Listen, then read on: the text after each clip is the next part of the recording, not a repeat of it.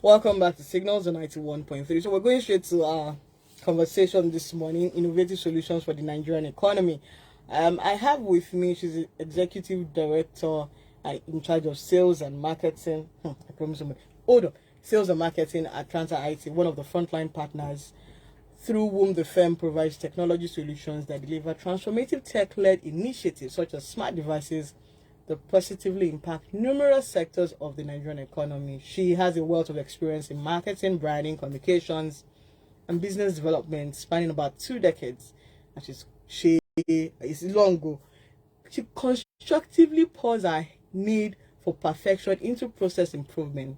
She also heads strategic marketing campaigns, resulting in consistent revenue growth for the company over the years. Now we're talking revenue, right? She has a passion for education and a focus for learning the industry before operating in it. So that effect, she has successfully championed the campaign of educating several industries, because the profile is very long. I know that I love to look for simple things, innovative innovations. She's a member of the Computer Society of Nigeria. Welcome to Signals, Melanie Ayola. Thank you so much. Okay, then. So we're talking. Nice to be here. Yes, so, and then today is your birthday, so we have to. Should we first sing happy birthday to you? Yes. Okay. Happy birthday to me. Yeah, me too. Happy birthday to you. And so let's go straight to innovative solutions through how do we put in Nigerian economy? But simply put, everybody has a smart device. Yes. So we can't live without a mobile phone. We can't. We just can't live without it. How then? The first question is, how then do we see our smart devices as a tool to make money? All right. Well, yes. First of all, inconvenient business is always trumped by convenient business. Okay. So, in any entrepreneur out there in Nigeria, every year there are new challenges in the economy. That's not going to change. What I've learned in the tech space is that when you improve your processes and you automate, make things simpler, get things quicker, reach your customers faster, be more accessible, make sure you're able to deliver your service easily, then you're able to increase your revenue. And you're able to increase your market share, and you're able to keep your team productive more of the time. And that's, the buzzword we always use, efficiency. That's essentially taking what you have and making more from it. But it doesn't mean that you don't invest. So for business owners, for us in our organization, what we are always led to think is that when there appears to be downtime, that is when you strategize and you plan. Okay. When all seems like rest period, holiday period. And so I've had people asking me, what do you want to do for Christmas? And I'm like, plan how I'm going to be super accurate on my plans in 2023. But that's not what most people expect you to say. They expect you to say, Calabar Carnival, let's I'm party, going to dirty Ghana, December. Dirty December, and shopping, Dubai, and what have you, or even a staycation, going to the beach. I find a lot of the country, and I've recently been traveling to the east, been to Abuja, Port Harcourt, Akwa Ibom. Okay. That's yeah. Sorry. I love touring Nigeria. I absolutely love it. And because we have resellers all over the country, we actually get to provide options for revenue growth for them by making it easy for companies to access technology. So if you have a company that's not providing tech services, you can get lots of free apps online, and that makes you automate either your financial processes or your ordering systems.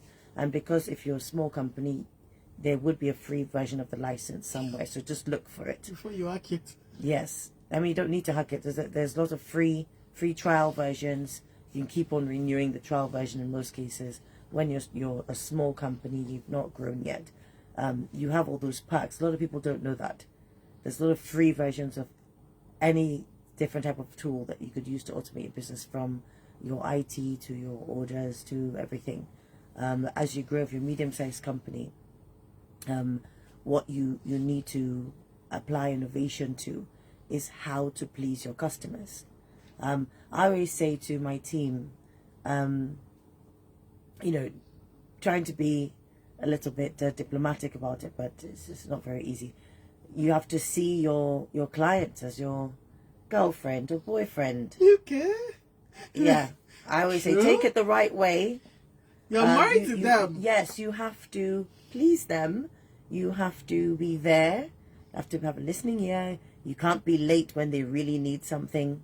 And thus you should always have your eyes and ears open, and your fingers on the, tech pages. You should be subscribed to some tech blogs, and find out what IT companies are doing and offering for different sectors, be it retail, even if you're just selling clothes on Instagram.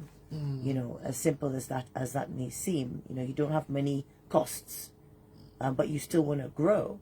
True. So without, getting an investment and expanding to a physical store, how could you grow? And the way to do that is by increasing the size of your business virtually, that is on your system. So you have the automated system doing things for you. You don't need to hire an administrative assistant, because you can do everything on a soft version. What I've been hearing you say is automate. Yes. For somebody who is listening and is like, everybody says we should automate. Sometimes even I, that I'm asking the question, I'm like, because automate, because we're used to having human feel. Okay, you do this, you do that. How do I begin to automate, and what really is automation? Okay, so I'm going to use an example. Okay. Let's use shoes. For example, I like to use shoes. Let's say somebody selling shoes online. So if you've ever owned a pair of shoes that were made with synthetic and made real leather and then synthetic leather, and then saving those pair of shoes for a special occasion, everybody's going to wear their new got outfits. to the shoes 6 months after buying them, and put your foot in the shoe, and there's all this peely stuff coming off of the shoe. Okay. And you're like, what is going on? These are my statement shoes, and the Nigerian humidity and the temperature and the fluctuations of that, plus your AC, fan, And whatever, and the heat and the humidity, it's all Has up and destroyed down. the shoe. It destroys the shoe without any effort being made by human beings. And there's nothing you can do at this point. So imagine there was a device that could monitor the humidity and the temperature, and that device was wireless, so you just put it by your shoes, and it tells you the temperature and the humidity every hour. And when the threshold, i.e. the temperature, gets too high or too low, or has been fluctuating too much, the app that the data comes Alexa to, is talking. Alexa will be like, yeah, maybe not Alexa, but the app version that can communicate, like, your shoes are about to start peeling. You can have an alert. This is unideal conditions for shoes, and when you have a lot of bags, you actually want to monitor those kind of things. So you don't invest, hundreds of pounds, in some case thousands of pounds or dollars, or hundreds of thousands of naira in different accessories without monitoring the environment, because the cost of a sensor is negligible when you look at the peace of mind and the savings. Imagine you have an acre of farmland and you can use one device to monitor the soil moisture. That means you don't need to walk into different places on the field, start digging with a trowel and putting your hand in the soil and checking if the soil is moist here. Okay, let me move 5 meters down, do the same thing, move to the other. It saves you a lot of stress. Yes, it saves you stress. Nobody likes stress here. It's already a stressful environment to work in. So as much as you don't have to go and check. And my most favorite example is the fact that we're still using, some places we're still using a dipstick to measure fuel, diesel in a drum, in a tank. There are sensors for these things. like just like we have wireless IoT smoke detectors, you can get an alert to your phone. You can be in Lagos Island buying Christmas lights and get a message that there's some smoke. In and the house. Because you know they're frying plantain at home, you know that, okay, it's just the plantain they were frying. Yeah, nothing is happening. But if it wasn't December and it was like October, or not, it is far away from Independence Day, mid-October, and nothing's really happening, there's no plantain being fried for a big party, and you see the alert for smoke, you quickly call someone. You can do something about it. You can call your neighbor, you can call your family members, call anyone to act, because you got the information. It's just like CCTV. You can monitor It's like things. now you know. Exactly. But the thing about it is, when you have automation shouldn't trap your time, bog you down. When you have CCTV footage, oftentimes you need to sit and run through it all. Yeah. Nobody has time for that, really. That's for like maybe somebody fixed on a security position. That's your job. But as a decision maker in your bakery, in your florist shop, in your veterinary center, in your clothing brand store, in your IT organization, in your telecoms organization, in your oil and gas business, you need to get the details of the important aspects to you directly, so the decision making is faster. Fast decision making is being decisive. It is the opposite of procrastination, and everybody knows procrastination is just the mother of destruction. Real mother of destruction. Exactly. Now, Nigeria is still so. I want your thoughts on this. Nigeria is still very much dependent on cash, right? Yes. And recently, Even though we're meant to be in a cashless society. recently the new CBN policy moved it from 100 to 500,000. With and yes, they say we're cashless. We would be digitally economy, like we're going through digital economy. But here we have, and I've experienced, and I know a lot of people have experienced it in the past 2 weeks, where most of the people in charge of our bank apps, it's that they've left the country and left us with the internet that's not, because by the time you want to log into your bank, it's telling you error. Wait, you're looking for internet for your phone, and then they say we should go cashless. They're saying we should we now have limit amount of money, and I'm like, my money. But then the app that you're giving us is not even working because there's fluctuation of internet. So the internet thing. Well, I heard two things there. The one aspect was the internet. Yes, because it's not going. By the time you want to log in to come, this internet conversation is a very big one. Yes, because we talked about, because what CBN is doing is automation.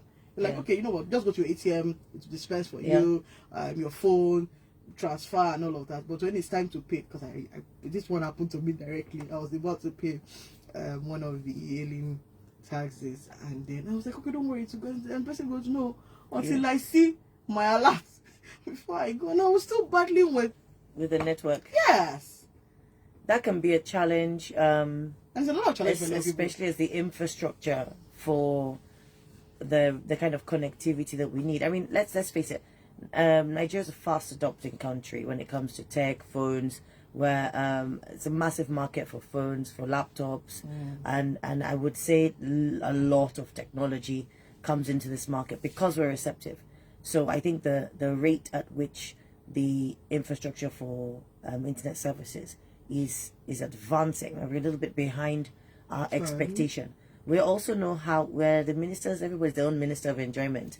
So we don't know how to wait 2 minutes for bad network. You know, once you're calling somebody, like, oh, this network is interrupting my call. We don't like interruptions. We actually love great service. And that's a good driving factor for internet service provision companies, because the demand is there. I know that they have started laying the fiber for 5G, the kind of infrastructure that's needed. It's quite a lot. So it won't be a quick fix. But in terms of the support aspect, we provide support. So we've had a lot of attrition from the country. We've bled a lot of talent. But the fantastic thing about it is that there isn't a Nigerian that isn't ready to make money today. The next 0.1 second. So that's great for students, graduates. They're always ready to get trained and fill the positions, and we've been successfully doing that. At least we provide that kind of support across industry. So, but there have been dips, when there have been a mass exodus. It's taken the industry time to normalize, but I have to hand it to especially the financial institutions for holding it together, because you can't imagine how hard it is to handle so many replacements of different levels within an organization. Even as a small business, a medium business, you lose a manager, you lose some support staff. You don't know what you had until it's gone, and you're expecting 60% of the team to take on 100% of the work, or even 85% of the work. It's going to make us appreciate our people a bit more. Nigeria is one of the fastest growing tech hubs, but some government policies are out to get us. How do we manage? Because yes, we're saying because what I've heard you say so far is we're early adopters, but then people want to go into tech, but then the government of the day decides that no, not today, with policies. How then are we able to walk around stringent policies? And you know that for some tech hubs that they're having issues, they would create something today that is beneficiary to people, and then the next day the government says no and has to stifle their growth. What should they do differently? Okay, so you always have to work with what you've got. And if you don't have something, if you feel you don't have it and it's not really available, then you need to go to where the funds are or where the support is, and you have to work from there or with those interested parties. I'd say that I've learned this year especially, little end of year message for the audience. I've learned not to pour all my expectations in on one basket. Exactly. You can expect something of someone, but pick 1 out of 5 things and then expect them to deliver at least 1 out of the 5. So if there are some policies affecting, and you have to rise to the challenge, first of all. Nigerians always rise to the challenge. Exactly. We don't know how to do anything else apart from rise to the challenge, but if it's affecting your progress, you must research and ask around and find a way around it, because government growth is kind of at its own pace, and there's a limit to how much you can impact that. You can impact that, and there's a lot of avenues for government collaboration. I personally am very impressed with some of the impacts from as far back as 2017, when they were really putting a lot of effort into cybersecurity awareness. Now that led to the now on digitization of gas sector. That's progress. Exactly, where there was no proper gas sector before, apart from cooking gas. Now it's going to natural gas. Digitization is being encouraged strongly there, and the private sector's role is also to try and stand strong and propose things that are beneficial. When it comes to financial policies, I won't like to say much on that, but when it comes to policies that are affecting your industry, if you're doing something new and innovative, like when we were introducing IoT into the market, it was brand new. We spent 2 years being teachers to every single person we encountered, except for techies that were in a space that led them to have to read about IoT. Otherwise, they knew about IoT, but none of the devices, none of the apps. And telecoms is very, very savvy, I have to say. But it's something that even the IT industry was learning 3 years ago. And so you have to be the teacher. If you want change, you need to lobby, you need to teach, you need to be ready to partner. A lot of people don't know how to partner successfully. Yes. Because there's meant to be a common cause, and you collaborate with another company, and then you can make changes, you can make suggestions, and the change is not made overnight. When you're lobbying for something to change in your industry, you have to give it time. You have to take advice, and it has to be an objective of yours. Now, when you say IoT, for the benefit of people that are listening, what's IoT? IoT is Internet of Things. A thing as in not a computer. Okay. So, we're sat at this very impressive radio studio station setup, and we've got a desk here. And let's say this was your personal, nobody else should come in here studio. You could put a device under this desk that would alert you on your email or on an app whenever somebody is in here. You could use a motion sensor, and then you could also sense when somebody's in front of the desk. Okay. You could use a narrow beam, which will tell you if somebody is past a specific point.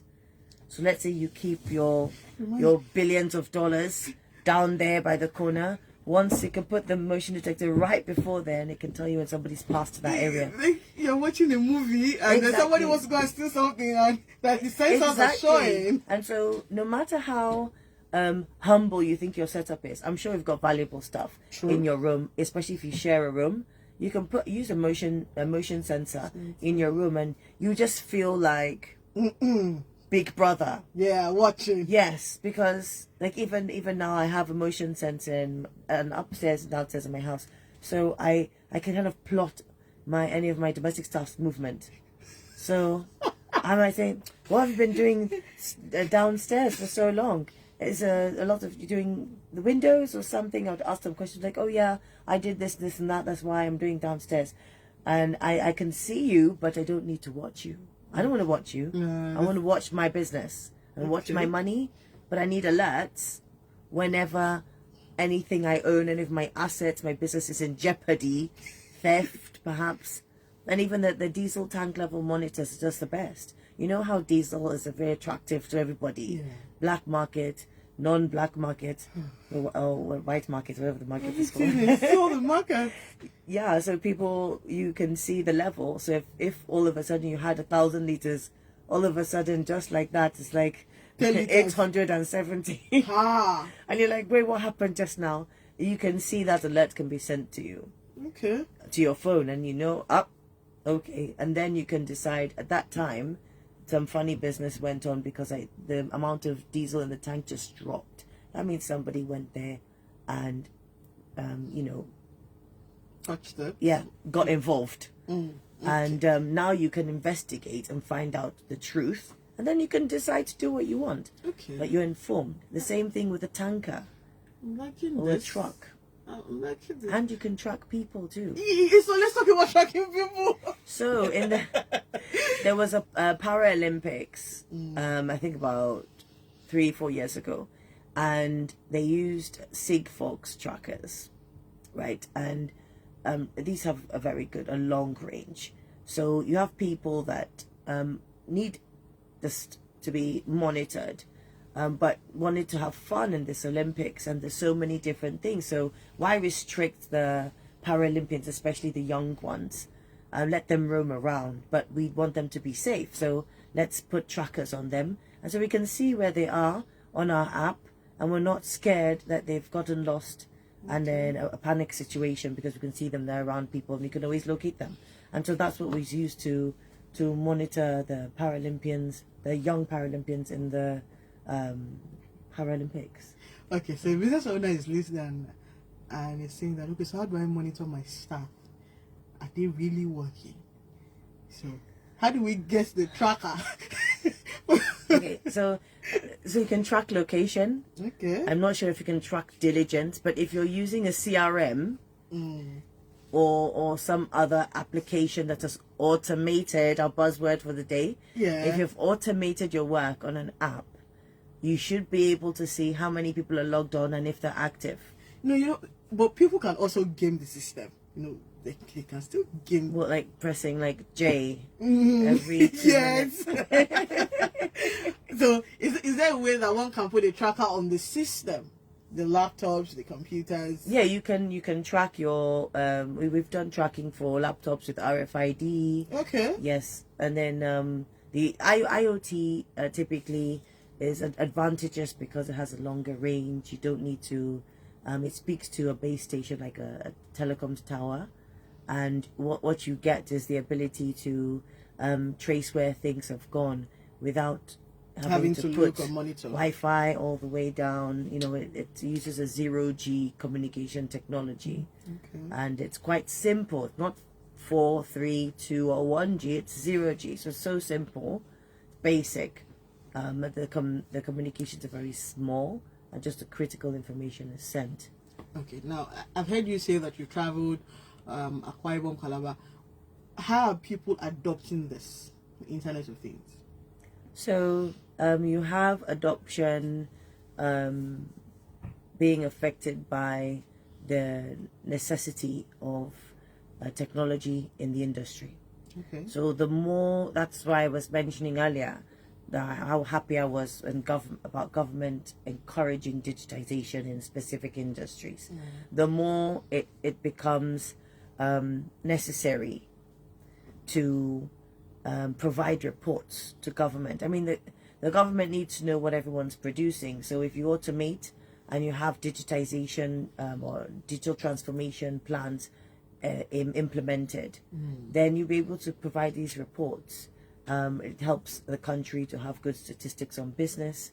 You know, transparency in the government and all that is provided by data collection from all industries. So for me, it's important for companies to have their data collected, and if you have applications you're using for the more applications you have, the more transparent you can be, the more reports you can provide, and the more the entrepreneurial abilities of the Nigerian citizens would be appreciated globally. Okay. The Signals 91.3, we're talking innovative solutions for the Nigerian economy with Melanin Ayola. If you have questions, comments, call us 0809. Call us WhatsApp 009 234 5913 or 009 191 3913. Or call us 009 222 0913. The signals I was still discussing with Melanin. Now you have. Did I call it correctly? Can you? Oh, you know, like, you not be not. Melanie. You need a knock. As today is my birthday, I'll also reveal my other name, Temitope. Okay, so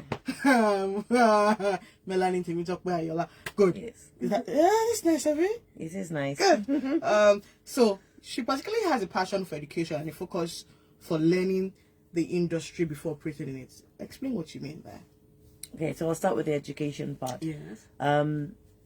If you're managing a team, you're running a business, or you're trying to create a market, you must teach. You must share knowledge and allow people to get up to where you are. You can't just throw the solution information on them and expect them to adopt. People need time to see this as normal. I often use the example of hold your thought a bit. Sure. Hello, good morning. Hello. Good morning. Good morning. Your name and where are you calling us from? David Omoba. Okay. Question or comment? Yeah, she's doing a very good job. Thank you.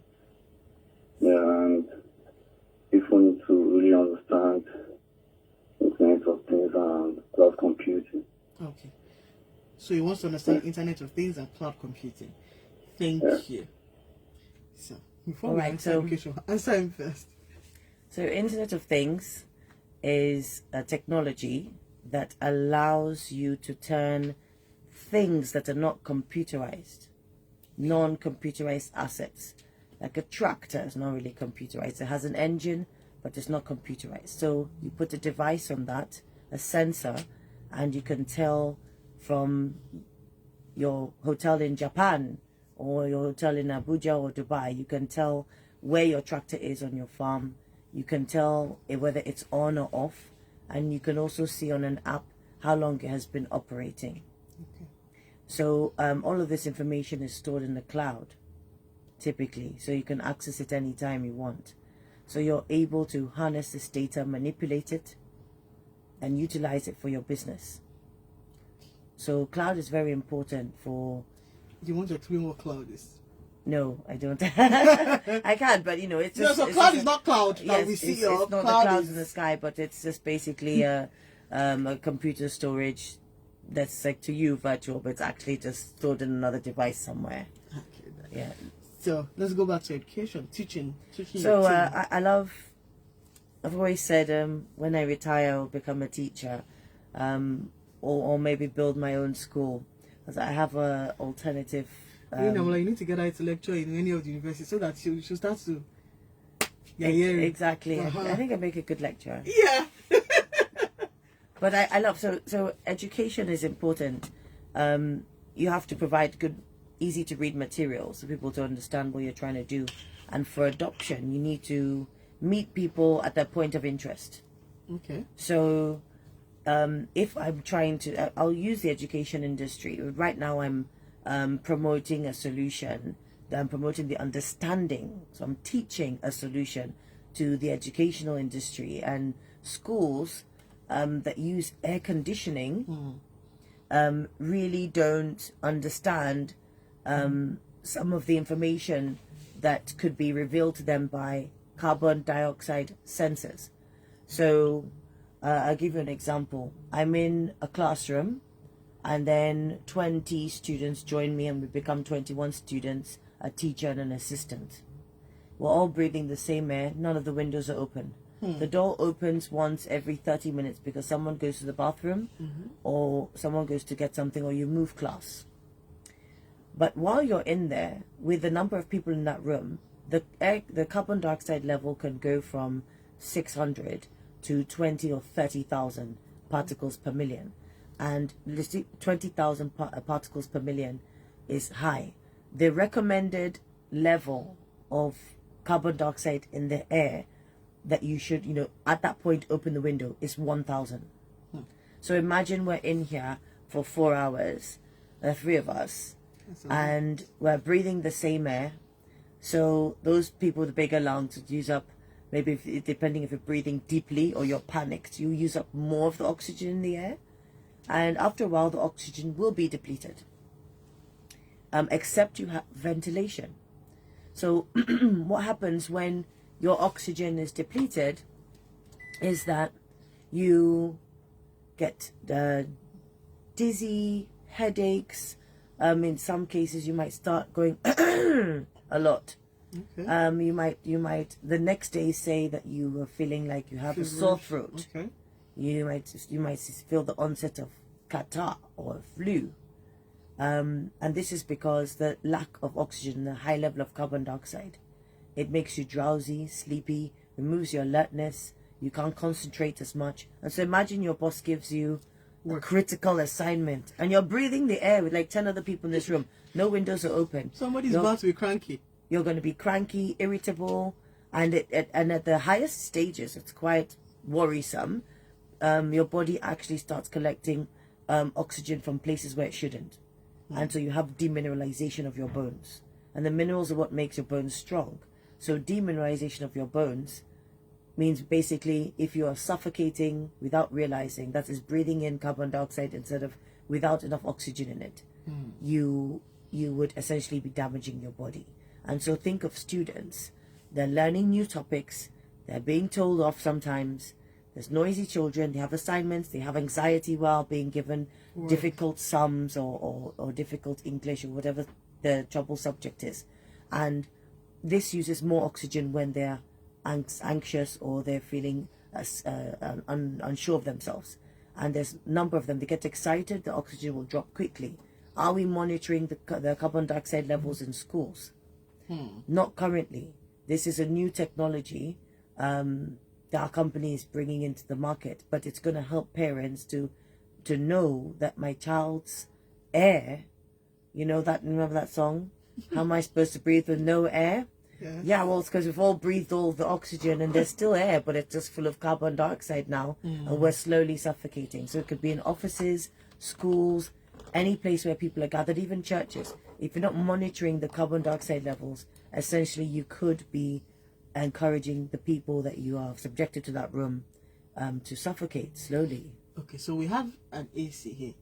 are we going to put the tracker in the AC? No, you just put it anywhere that is at the same level of your nose. So head height, essentially. That's where we're taking the air from. It's around from our necks to our heads. It's around the area because different people, different heights. So basically the tracker is, it just looks like a smoke detector. Like this? Yeah, like a round disc. Then we just put it somewhere in the just class. put it on the wall, yeah. And then everybody's fine.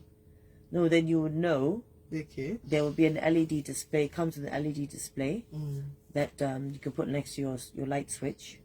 And you can see the carbon dioxide level. So once they say, once you know, you can do something about it. If you don't know, you're clueless. And, ignorance is not bliss when it's killing you. This is interesting. Yeah. So it means that most offices, schools will need to have... Definitely. And the thing is, we don't want people saying, I'm feeling malaria. Yeah, I'm not comfortable. I need to take a walk out of the office. Yes, exactly. And so you should have some time to walk out of the office and change your scene a bit, like maybe go to recreation room or the canteen or just take a stroll. But generally, when you have your work to do and you're focusing really hard, the brain uses 20% of the body's energy. And we all know, if you remember respiration, oxygen is involved there. Yes. And it's the use of oxygen to break down the glucose and things in order to feed the body with energy. Now, that use of oxygen, the more you're cracking your head, that's those difficult assignments, high pressure, deadline, in maybe less than you would like competence of some colleague, and you're having to cover for them, you're having to do more work, you're using more oxygen. You deserve to be in an oxygen rich environment, not an oxygen depleted environment. And the casinos in Las Vegas, they pump oxygen into the casinos to give you a feeling of happiness and yes. So imagine exactly the right mood to your work. Imagine if you had a well ventilated school classroom, a well ventilated office space. You should have, the effect would be, and more people want to come to work. Yeah, happier people. Of course, the environment has to be like fresh looking, and you have to be nice people in there. Yeah. But even with the fresh environment, how can we measure productivity? So productivity is impacted by so many things. The basics of it is knowing what you're supposed to do, and that comes from your job description. Then you should be happy to do that. I don't know, with productivity, once you know where your KPIs are and they're actually possible to go, is what's the future of the Internet of Things? Internet of Things level, we monitor gas turbines, we can monitor batteries. The more you talk about these things, the more I begin to say that okay, so Nigeria is working, but not at the level that we're all expecting it to work. Yeah, so the thing about it is, everything, we're in an era of convenience, TikTok, Instagram, and the likes, and WhatsApp. Yeah, WhatsApp is a major tool. Major tool. So we want information now. We want information now from anyone in your house, people in your team. But from the business, the operations, are you getting your information now? Or you're saying, oh, so-and-so is going to send a report on Monday. What's he going to use to get his report? He's going to go into the field and manually take a book and record down some meters. That's an old. We can't have WhatsApp and Instagram and be doing things like that. So you say that the businesses might not be working as you feel they should, because the data they should have for data analytics is not currently being accessed. And the thing about it is, a while ago we started talking about data analytics as Nigerians. When we started about AI, robotics, data analytics. Oh yeah, the buzzwords. Where was the data to analyze? You need to capture the data. They say a bird in the hand is worth two in the bush. You can't even cook using applications for stuff and in remote sites. I think about IoT can give you data from a place where no human beings are.